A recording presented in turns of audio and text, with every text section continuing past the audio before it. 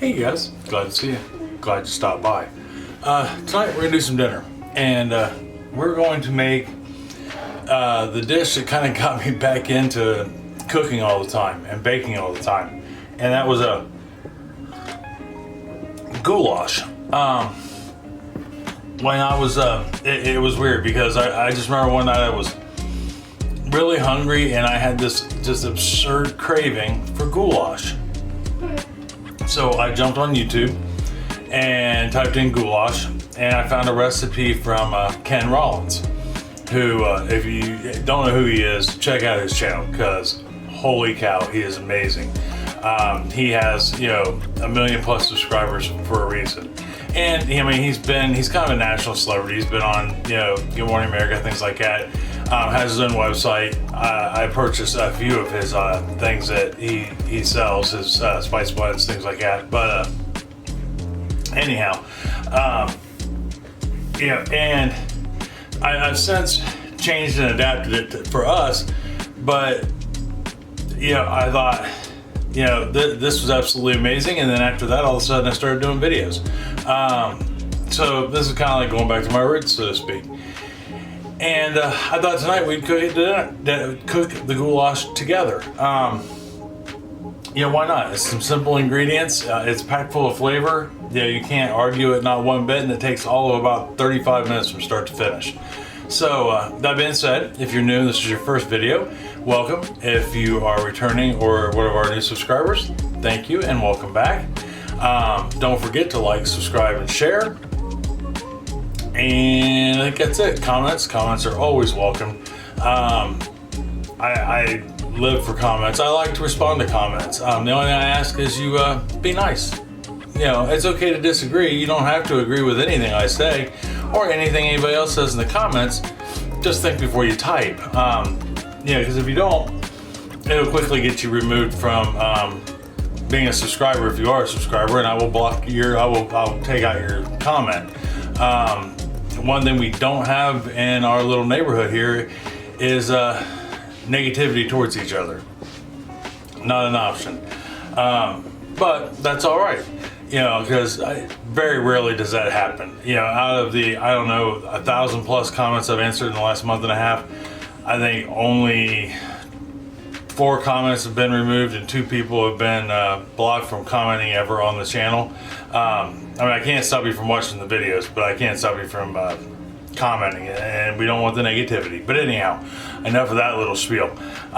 So why don't we go ahead and get down to the counter, and we will start making some goulash. All right, hold on for me 1 second. All right, we are down here at the counter, and I got my stock pot ready to go. And the first thing we're going to do is we're going to brown some hamburgers. So I've got 2 pounds of ground beef, 80-20, only because I can't afford anything better. But plus 80-20 is a good round, all-around hamburger that you have. For most cases, especially like meatloaf hamburgers, you want at least an 80-20, if not a little more fat content, because fat's kind of what holds it together. That way, especially hamburgers, true hamburger enthusiasts will tell you that you never add eggs or breadcrumbs because that means you're making a meatloaf. And the fat is what holds it together. So we're going to get this brown right quick, and I got to find something to stir it with. Okay, so we're about halfway through the browning process with the hamburger. Now, as far as draining the grease goes, that is completely up to you. You can drain it completely off. Let me move that up a little bit so I can actually see you and not, I know all you can't see but half my face. But I want you to be able to see the pot too, so see what we're adding. But anyhow, we're about halfway through cooking. And like I said, when it comes to the grease, you can drain it off. You can leave it in there. It's completely up to you. There's no rule either way. But since we're halfway through the hamburger, browning the hamburger, I have roughly diced, finely chopped, a large onion, and I'm gonna put it in there. Now, this is something that doesn't have to be a large onion. It can be a medium onion, it can be a small onion, no onion. It's completely up to you. And then I've got 3 medium large-ish cloves of garlic. Nobody has ever explained to me how to determine what a small versus large is unless you're buying elephant garlic versus standard grocery store garlic. But I've got 3 of them at any rate. And minced up, in this case, run through my press. Get that in there. And then we're gonna let this hamburger finish browning, you know, and let those, let the onions get a little translucent, soften up, let that garlic do its thing. I personally don't dump out the grease unless it's excessive. I want that flavor in there. That's just me and my personal preference. And it doesn't seem to bother anybody in my household, so, you know, run with it. And, but yeah, we're gonna let this soften up, let the onions soften up, garlic get in there and play, and finish browning the hamburger. Alright, so we have browned our hamburger. Onions are good and translucent. See if you can see that there. Just like such. You know, well, they're translucent, but they're softened, which is what we wanted. And I can smell that garlic. Yeah, now, of course you're gonna hit it a little bit with the spoon or whatever you're stirring with on occasion to keep that hamburger moving, but you definitely don't want to let that garlic sit. It'll burn if it's on the bottom. So now that we've got that browned and our onions are softened, garlic is smelling good, I am going to add 2 cups of chicken broth. I am going to add 2 cans of Rotel. 1, 2. Yeah, we make our own Rotel if this is your first video. Alright, I have a video on how to make it if you'd like. I have 1 can, and it's the larger can of green chilies. It's the 7-ounce can. If you can't find the large can in your grocery store, which anymore I can't find the small can in my grocery store, you want to get 2 of the small cans. But 1 large can of green chilies, I mean, if that's what you want. You know, like I said, everything that I'm putting in this is kind of optional. I mean, really. We're going to do 1 big can, 28 ounces of diced tomato. Now, goulash, when you're not dropping the cans in the sauce, it is a Hungarian dish. There's a Hungarian version and an American version. The biggest difference between the 2 is the American version uses macaroni noodles and is cooked alongside of, or in the pot with the rest of the vegetables and the meat. Where the Hungarian version is traditionally served with egg noodles, cooked separately, and then you put this on top of it. And did you know that the first goulash they suspect was made in the 10th century? That's a long time ago. That's thousands of years ago. But really cool all the same.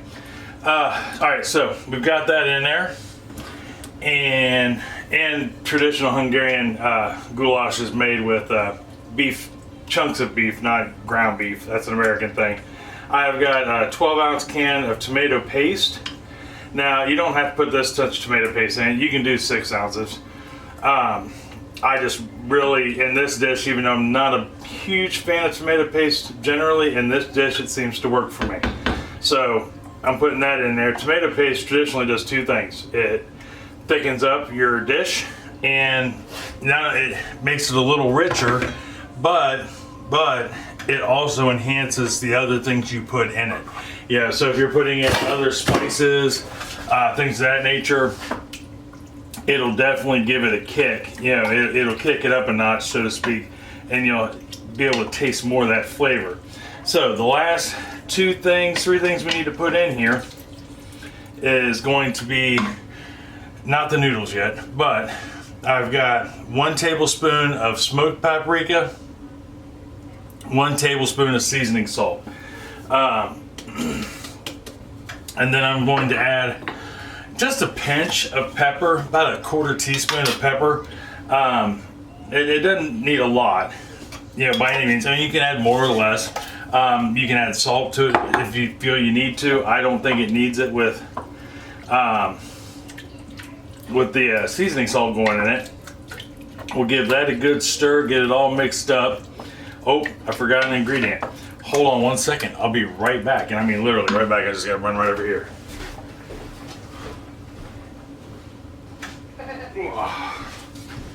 Okay. I'm back. Told you, just be like 2 seconds. So the last thing we want to add to this is bay leaves. I'm gonna add a couple bay leaves to that. You know, and that's it. So what we're gonna do now, we're just gonna let this, we're gonna bring it up to a boil and then let it simmer for about 15 minutes to let everybody get to know each other. And yeah, pretty much that's it. Just let everybody get to know each other. Let those spices activate. You know, the tomato sauce can introduce itself to the chicken broth. It'll be a good time. Be right back. Okay, so we've let this simmer for 15 minutes. I don't know if you can hear it simmering or not.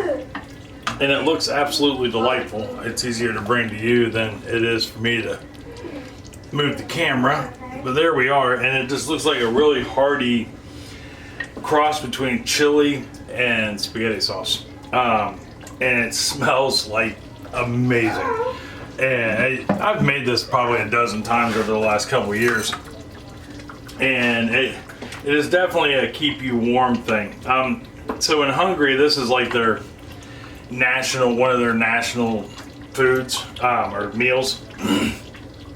2 cups of macaroni noodles. And they believe that it was first made by shepherds out in the fields, you know, as a meal in a cast iron kettle, basically, or a metal kettle at any rate, which is pretty cool.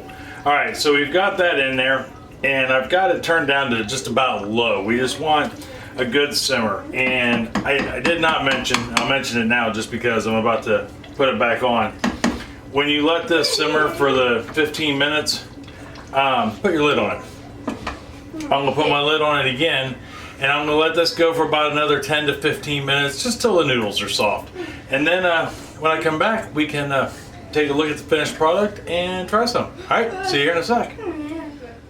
All right, guys, so we let this sit, got it off the stove, 10 minutes, and my noodles are done. There is what we look like. That is our finished product right there. I think it looks absolutely amazing. So the last step we have to do before we eat, and I even looked briefly before I turned the camera back on to find them both, but I can only find one, and that's you want to go ahead and get your bay leaves out of there. Somebody had said at one time that they're poisonous. They're not poisonous. If they were poisonous, you wouldn't be able to put them in your food. But what can happen, and if I wanted to get in the trash to show you, I would dig that back out, is they're not digestible, and the edges are very sharp. So you run the risk of cutting yourself up on the inside by eating them, and you don't want to do that by any means. So you want to remove them. Of course, I've also heard people say that it doesn't add flavor to the dish. It does, hands down. So even though I couldn't find the other one, I'll just let everybody know, that way they can be aware that there is a big bay leaf in there. My kids are pretty much grown, with the exception of Abby, and Abby won't eat this anyhow, so it's okay. And they know not to eat bay leaves. But now, option for this, and you can cook it with it if you know if that is you and your family's thing, is jalapenos. I am just going to put them on top, you know, add them to my own. You can use fresh jalapenos if you have them. I don't have them, so I'm just using our pickled jalapenos. And they are amazing in and of themselves. They taste good just the way they are. But there we are. That is our finished product right there. Looking delicious. Smelling fantastic. And I gotta show you this real quick. This mug is actually was given to Sarah, but I use it off and on, and it's a Bob Ross mug, and the picture actually when you put your coffee in it, the picture appears. It's not on there when the cup is empty.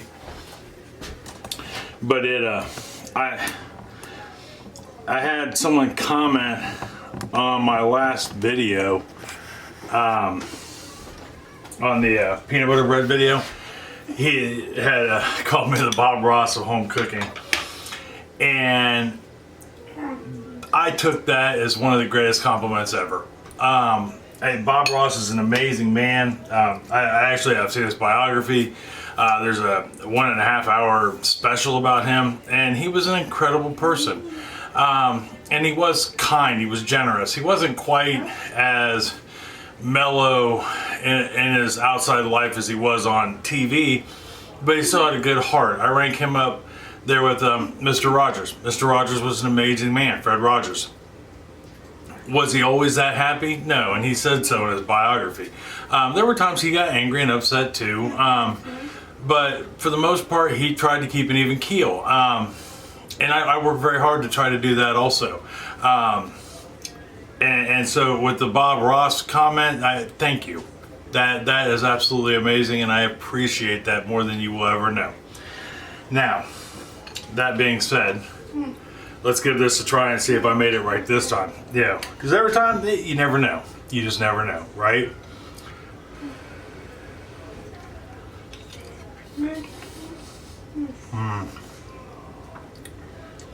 Good. That is to perfection. There are so many flavors jumping around in there for so few ingredients. This bowl is really hot.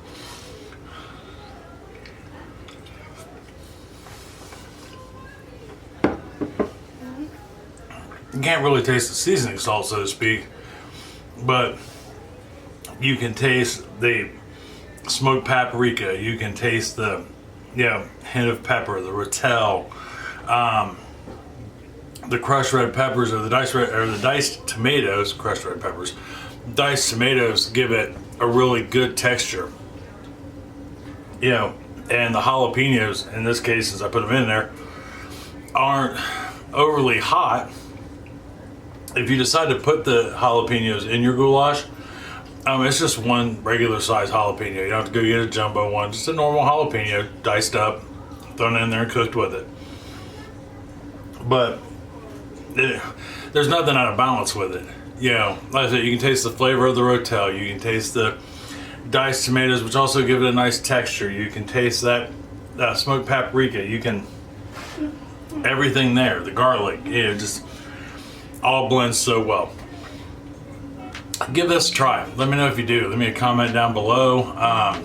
Or you can find us on Facebook, although to be honest, I have not been on Facebook much. I've been kind of anti-social media all the way around, other than YouTube. It comes and goes with me, and part of that's my age. At my age, Facebook's cool, but it's not the end-all be-all. Instagram's pretty interesting, but once again, not the end-all be-all in my life. I personally am on there more for the bakery than I am anything else. But now, Chris, my wife, if you're new, she's on there all the time. At least once a day, or twice a day sometimes. And she keeps my page in check, both our group page and my page and the business page. Because like I said, I am not that savvy with social media. I'm on there, but not very often. But anyhow, give this a try. Tomorrow, I still don't know what we're doing for dessert. I should probably figure that out between this evening and tomorrow morning. It's just been so kind of busy. I'm getting used to my new schedule. I mean, I know I only work part-time now at the pizza shop, but last week moved so quick that I didn't really give much things a thought. We got the website started for the bakery, and it should be out hopefully in the next week or so. And then made a bunch of Valentine's Day. I made a cake and to show for if you want to buy one, and some well, it started out as cake pops and turned into bonbons. We decided to go a different direction, plus some cookies and cupcakes, things like that. I can put pictures of them on here at some point, here near the end maybe. That way you can see them. Or we'll put them in the beginning and talk about them now. But anyhow, dessert, we're definitely gonna have something that's gonna taste great, I'm sure. Yeah, I'm leaning almost towards cheesecake. I haven't had one in a while, and I love cheesecake. So anyhow, till tomorrow for dessert, I love you. I love you very much, and I mean that from the bottom of my heart. Tell somebody else that you love them, and you love them very much. They may need to hear it. Chances are it's going to make them feel good either way. It's going to make you feel good to tell them, I guarantee it. And if you invite them over for some of this goulash, I guarantee they are going to be awestruck and think that you worked really hard on this, knowing that we didn't work hard at all on it, really. And it's going to lead to hours of conversation, you know, which we all need. I guarantee it. Conversation and communication are important. You know, you invite family over, friends, neighbors, you know, that way you can get to know each other a little better. All right, so till tomorrow for dessert, I love you. And I'll see you then. Talk to you later. Bye-bye.